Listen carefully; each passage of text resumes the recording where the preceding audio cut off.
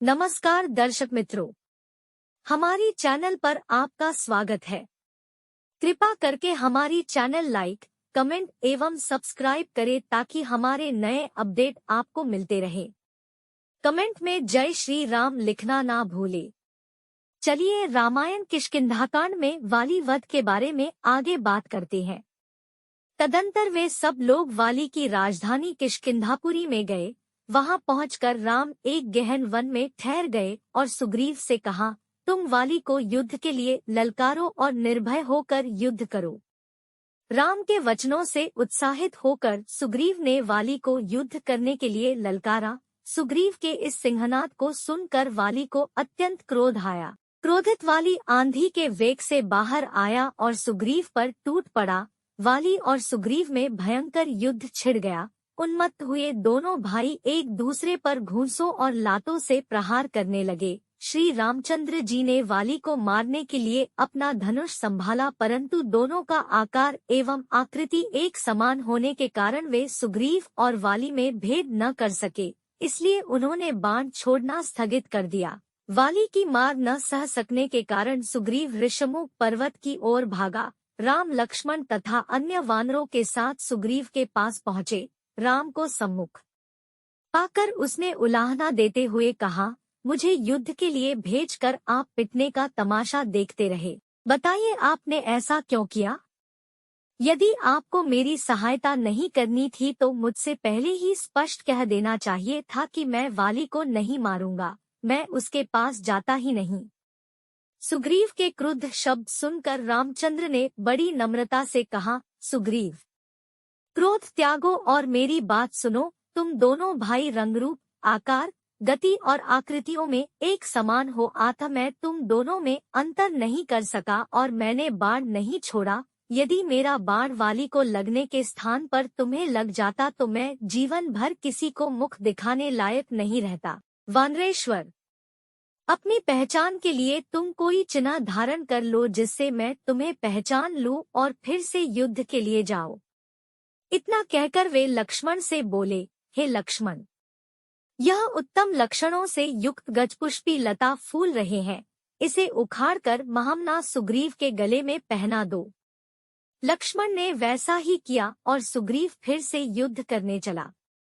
इस बार सुग्रीव ने दूने उत्साह से सिंहनाद करते हुए घोर गर्जना की, जिसे सुनकर वाली आंधी के वेग से बाहर की ओर दौड़ने को उद्यत हुआ, किंतु उसकी पत्नी तारा ने भयभीत होकर वाली को रोकते हुए कहा, हे वीरश्रेष्ठ, अभी आपका युद्ध के लिए जाना श्रेयस्कर नहीं है। सुग्रीव एक बार मार खाकर भाग जाने के पश्चात फिर युद्ध करने के लिए लौटा है। इससे मेरे मन में शंका उत्पन्न हो रही है। ऐसा प्रतीत होता है कि उसे कोई प्रबल सहायक मिल गया है और वह उसी के बल पर आपको ललकार रहा है। मुझे कुमार अंगद से सूचना मिल चुकी है कि अयोध्या के अजेय राजकुमारों राम और लक्ष्मण के साथ उसकी मैत्री हो गई है। संभव है वे ही उसकी सहायता कर रहे हों। राम के पराक्रम के विषय में तो मैंने भी सुना है, वे शत्रुओं को देखते देखते धराशायी कर देते हैं। यदि वे स्वयं सुग्रीव की सहायता कर रहे हैं तो उनसे लड़कर आपका जीवित रहना कठिन है। इसलिए उचित यही है कि इस अवसर पर आप बैर छोड़कर सुग्रीव से मित्रता कर लीजिए, उसे युवराज पद दे दीजिए। वह आपका छोटा भाई है और इस संसार में भाई के समान हितु कोई दूसरा नहीं होता। उससे इस समय मैत्री करने में ही आपका कल्याण है। तारा के इस प्रकार समझाने वाली ने कहा, वरान ने, मैं सुग्रीव की ललकार को सुनकर कायरों की भांति घर में छिपकर नहीं बैठ सकता और न ललकारने वाले से भयभीत होकर उसके सम्मुख मैत्री का हाथ ही बढ़ा सकता हूँ।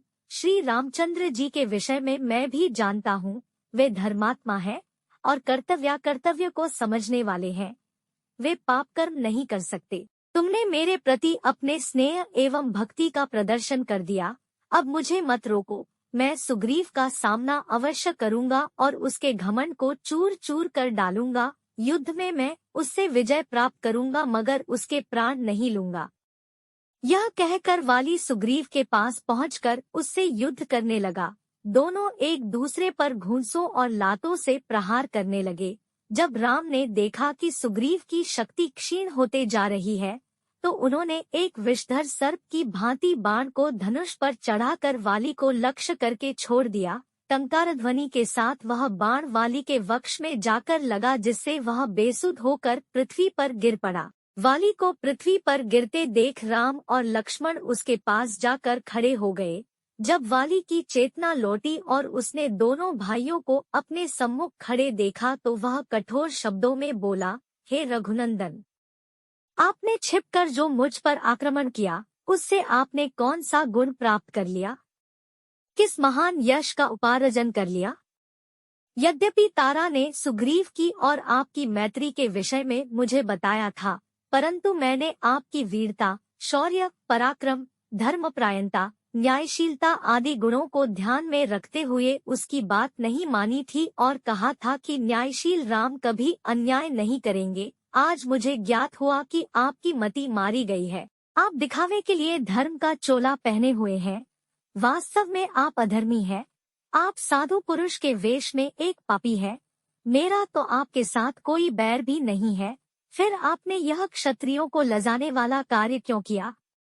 आप नरेश हैं। राजा के गुण साम, दाम, दंड, भेद, दान, क्षमा, सत्य, धैर्य और विक्रम होते हैं। कोई राजा किसी निरपराध को दंड नहीं देता, फिर आपने मेरा वध क्यों किया है? हे राजकुमार, यदि आपने मेरे समक्ष आकर मुझसे युद्ध किया होता तो आप अवश्य ही मेरे हाथों मारे गए होते। जिस उद्देश्य के लिए आप सुग्रीव की सहायता कर रहे हैं, उसी उद्देश्य को यदि आपने मुझसे कहा होता तो मैं एक ही दिन में मिथिलेश कुमारी को ढूंढकर आपके पास ला देता, आपकी पत्नी का अपहरण करने वाले दुरात्मा राक्षस रावण के गले में रस्सी बांधकर आपके समक्ष प्रस्तुत कर देता। आपने अधर्मपूर्वक मेरा वध क्यों किया? वाली के कठोर वचनों को सुनकर रामचंद्र ने कहा, वानर, धर्म, अर्थ, काम और लौकिक सदाचार के विषय तुम्हें ज्ञान ही नहीं है। तुम अपने वानरोचित चपलतावश तुम व्यर्थ ही मुझ पर क्रोधित हो रहे हो। मैंने तुम्हारा वध अकारण या व्यक्तिगत बैरभाव के कारण से नहीं किया है। सौम्य पर्वतों, वनों और कानों से युक्त संपूर्ण भूमंडल इक्ष्वाकु वंश के राजाओं की है। इस समय धर्मात्मा राजा भरत इस पृथ्वी का पालन कर रहे हैं। उनकी आज्ञा से हम संपूर्ण पृथ्वी में विचरण करते हुए धर्म के प्रचार के लिए साधुओं की रक्षा तथा दुष्टों का दमन कर रहे हैं। तुमने अपने जीवन में काम को ही प्रधानता दिया और राजोचित मार्ग पर स्थिर नहीं रहे। छोटा भाई, पुत्र और शिष्य तीनों पुत्रतुल्य होते हैं। तुमने इस धर्माचरण को त्याग कर अपने छोटे भाई सुग्रीव की पत्नी रुमा का हरण किया, जो धर्मानुसार तुम्हारी पुत्रवधू हुई। उत्तम कुल में उत्पन्न क्षत्रिय और राजा का प्रतिनिधि होने के कारण तुम्हारे इस महापाप का दंड देना मेरा कर्तव्य था। जो पुरुष अपनी कन्या, बहन अथवा अनुजवधू के पास कामुद्धि से जाता है, उसका वध करना ही उसके लिए उपयुक्त दंड माना गया है। इसीलिए मैंने तुम्हारा वध किया। वानर श्रेष्ठ, अपने इस कार्य के लिए मेरे मन में किसी प्रकार संताप नहीं है।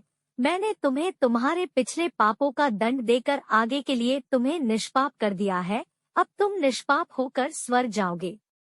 राम का तर्क सुन वाली ने हाथ जोड़कर कहा, हे राघव, आपका कथन सत्य है। मुझे अपनी मृत्यु पर दुख नहीं है। मेरा पुत्र अंगद मुझे अत्यंत प्रिय है और मुझे केवल उसी की चिंता है। वह अभी बालक है, उसकी बुद्धि अभी परिपक्व नहीं हुई है। उसे मैं आपकी शरण में सौंपता हूँ। आप इसे सुग्रीव की भांति ही अभय दे, यही आपसे मेरी प्रार्थना है। इतना कहकर वाली चुप हो गया और उसके प्राण पखेरु उड़ गए। आज के लिए बस इतना ही। मेरे सारे भाई और बहनों को विनती है कि आप हमारे रामायण के अगले वीडियो भी देखें। कमेंट में जय श्री राम लिखना ना भूले।